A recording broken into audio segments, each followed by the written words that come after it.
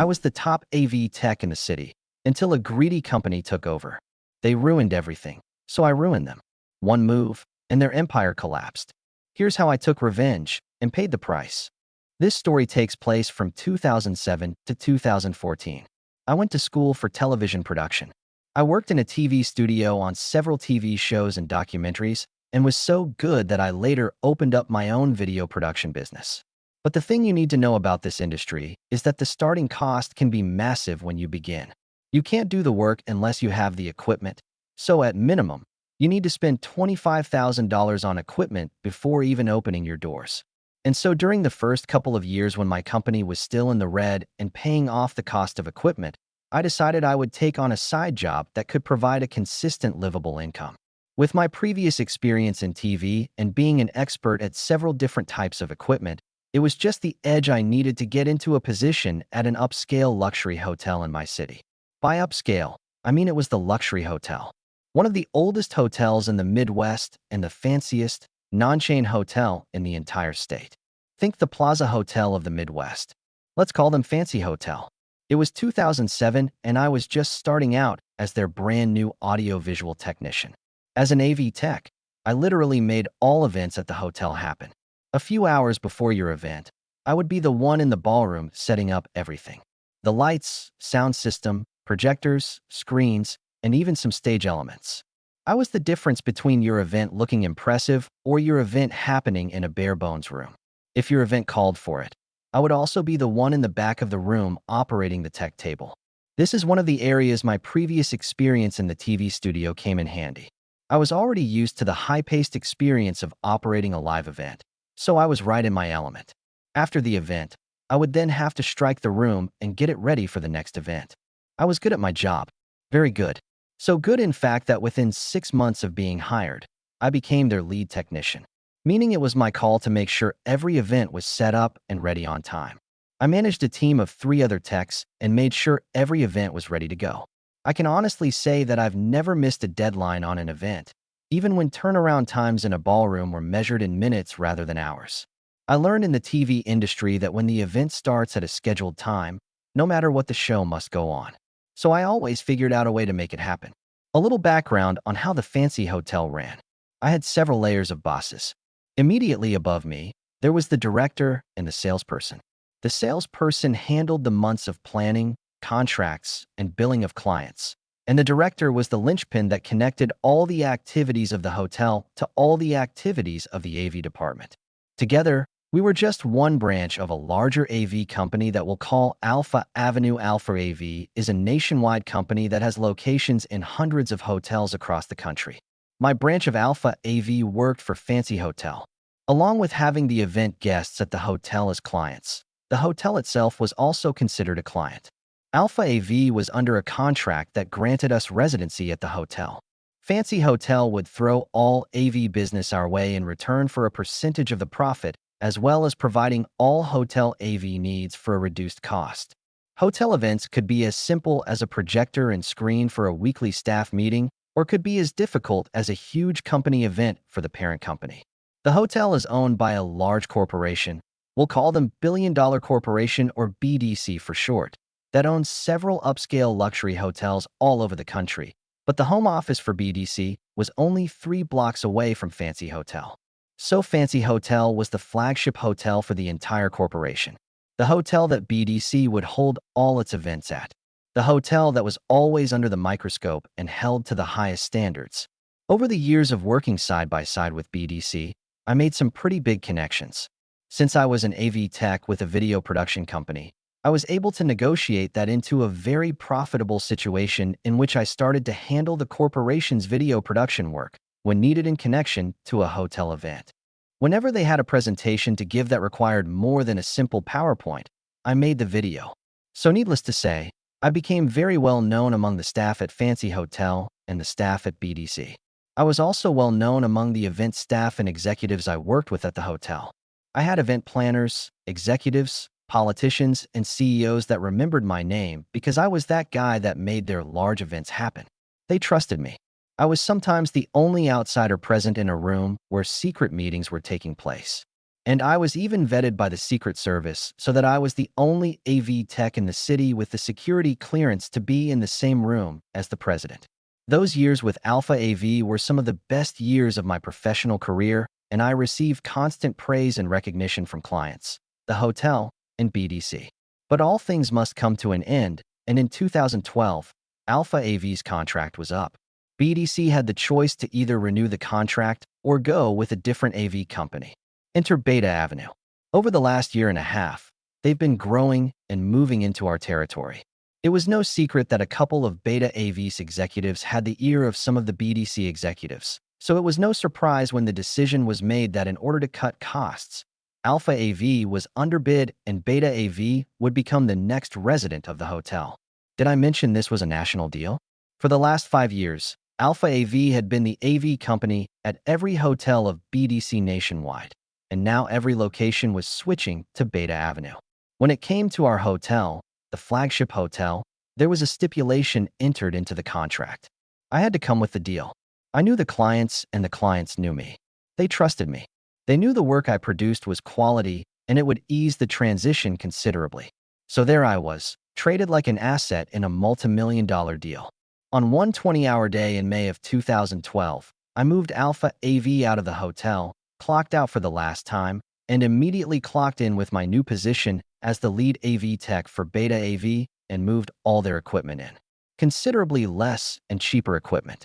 The transition started out rocky, to say the least. The clients trusted me, and the hotel trusted me, but I could tell my new company still saw me as a member of a rival AV company, an extra person that they were required to hire. The contradictions started almost immediately. I had been running the storage rooms for 5 years, and so I knew where to store the equipment in the most efficient manner possible, but they made sure to correct me and make sure we moved the equipment in the way they wanted it. Over the next 2 months, they quickly learned that I was correct and the equipment made its way into the proper spots. The AV office also went through some changes as it became off-limits for us technicians. It was to be an office for the director, the salesperson, and for clients. There was to be no reason for us technicians to have to cross paths with the clients. In the 5 years with Alpha AV and my years at Beta AV, never had a client actually set foot in the AV office. We always came to them. They never came to us. So all this new policy did was take away my desk and anywhere else for my technicians to sit in our downtime between events. Those were just changes that screwed with us technicians. Over the next year, the changes this new AV company made started to affect the clients. A pattern started to emerge which the clients began to pick up on. Clients who had the same event at the hotel year after year for decades suddenly noticed a steep rise in the cost of everything. And then when the clients arrive and take a look at the ballroom, it's nowhere near as fancy as in previous years. In short, we were overcharging and underdelivering. I would try to slip our clients some of the equipment I knew they needed, but the new sales guy put a stop to it whenever he caught me. If they didn't pay for it, they didn't get it. A whole year of this occurred with clients getting bare bones for what they paid for. My reputation held for a little bit, but clients soon realized my hands were tied and I wasn't allowed to give them the exceptional level of service they expected from me. Sales started to slow down and events started to use outside AV companies more often. After a year of this steady decline, there was a shakeup in the hotel. The AV director took this decline as a sign that it was time for him to retire and the sales guy moved on to another position. When they left, a new director transferred in from another hotel. He's taking on both positions as both the director and sales. The previous duo may have been bad at the job, but this new guy made them look good by comparison. How do you fix charging too much? By charging even more. How do you talk to your clients? You talk down to them and make sure they know that you know more than they do.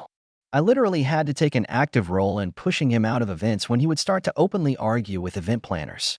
I may not have had official authority over him, but at points when he took things too far with clients, I was not above treating him like a child and banishing him to his office. Over the years, I built up my reputation in the city as the AV tech that everyone wanted to work with, and this guy could undo all my hard work and destroy my reputation in a single interaction. When this new director took over, the writing was on the wall. Beta AV was a sinking ship, and the captain of the flagship hotel was drunk with power and actively aiming for the iceberg. I was still friends with many of the executives at Beat C, So I still had a sentimental connection to try to stick with the hotel and rescue it from the downward spiral. I had to figure out a way to retain the clients. But that's very difficult to do with the way the new director was crippling our reputation. Beta AV was corrupt all the way to the top with policies that valued money and power over giving our clients what they need for their events. At our lowest point, we had staple events that were held consistently at our hotel for decades suddenly switching to other hotels. Do you have any idea how much attention it attracts in a billion-dollar corporation when your AV company is responsible for losing the hotel millions of dollars in events? The decline was getting bad, and the final straw came when the decline affected the hours. We 4 technicians were lucky to get 10 hours of work a week. Clients at the hotel just weren't going with us anymore, and so there were not enough hours to go around. An AV tech doesn't work at a normal set time. They work only when there's an event to work, so if there is no work, then there is no hours. If there are no hours, then there is no pay. And as an AV technician, you need to be ready to go whenever an event was scheduled, so having a supplementary part-time job to fill in the gaps was impossible. We had it. I started to orchestrate a little operation in our massive amount of free time. We all started looking for new jobs. And by us all, I don't just mean the 4 technicians at Fancy Hotel. A similar decline was happening at all the other Beta AV hotels in our area. And so I convinced every technician in the area to start job searching if they weren't already doing so. As luck would have it, our job searches were all receiving some very promising results at roughly the same time. So a synchronized event was possible. Now nothing can be proven I had anything to do with it, but a friend of mine at Alpha AV, my old director who was now promoted into an executive position may or may not have been given a sufficient heads up on what was about to happen. A hint or two may have also made its way somehow to a couple of friends I still had at BDC. BDC was really getting pissed off at Beta AV, but they were locked into the same 5-year contract and had no choice but to endure the decline until the contract was up, unless something significant happened to break that contract. Suddenly, within the same week, every AV tech in the region put in their 2-week notice at the same time. This happened, seemingly coordinated right before a large event at Fancy Hotel for BDC. As I said before, Fancy Hotel was the flagship hotel where BDC held all their corporate events, and now the only one left to set up and run their largest event was the lone incompetent Beta AV director. This problem created a massive ripple effect through Beta Avenue. The biggest yearly event, for their biggest client, at the flagship hotel was in jeopardy, and they did not have the manpower to deliver what they promised. They were in breach of the contract. But lucky, Alpha AV somehow heard about all these problems coming up and was able to swoop in and provide the most impressive AV setup BDC ever had at their event.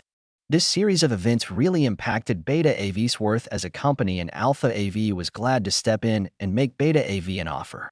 Alpha AV ended up absorbing Beta Avenue.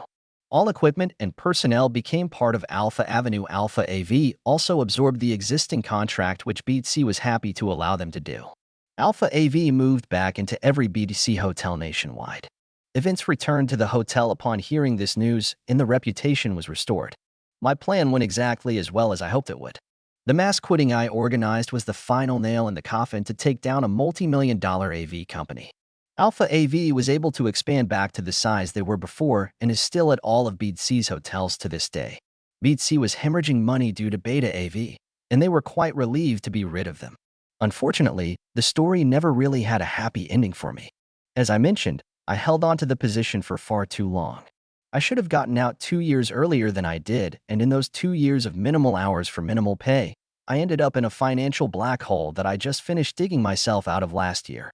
My car was repossessed, my condo was foreclosed, and my business was forced to close its doors as I had to sell all my equipment just to get by. From that point on, I was forced to give up on following my dreams and instead follow the money instead. To get positions that paid big rather than positions that allowed me to do the kind of work I love to do. Beta AV took everything from me, but I can proudly say that I was the one tech responsible for taking out an entire company.